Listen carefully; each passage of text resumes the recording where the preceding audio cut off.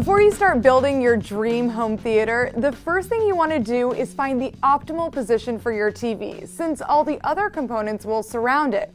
First, let's talk about distance. This number or formula has changed over the years as we've gone from standard def TVs to high-def widescreens. See, back in the olden days, you wanted to sit pretty far away from your screen so that you wouldn't notice how bad the picture was. But now we've got content in 720 and 1080p, which means we can get bigger screens and sit a lot closer. Lots of manufacturers recommend that you take the diagonal size of your screen and multiply it by 2.5 to get the distance in inches you should sit from your screen.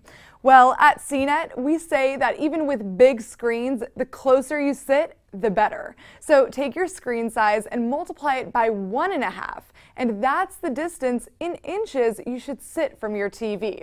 So for example, a 40-inch screen times 1.5 gives you 60 inches, or 5 feet. Sitting that close will give you a more immersive experience, and you'll be able to appreciate all those crisp HD pixels. Then comes height.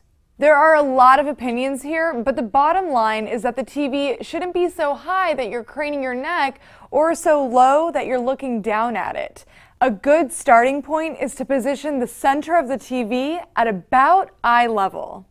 Most times that means placing your TV on a relatively low stand.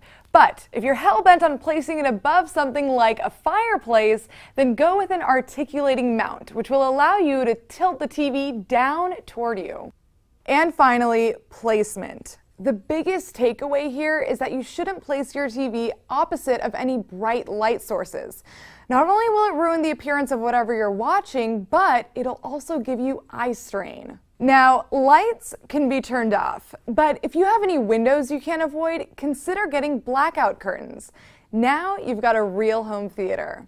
So that's your basic setup, but remember, none of these tips are hard and fast rules, so go ahead and play around with them, and remember that really the best setup is the one that's most comfortable for you. If you have any tips or any questions, hit me up on Twitter and check out howto.cnet.com for more tips like this. For CNET, I'm Sharon Vaknin.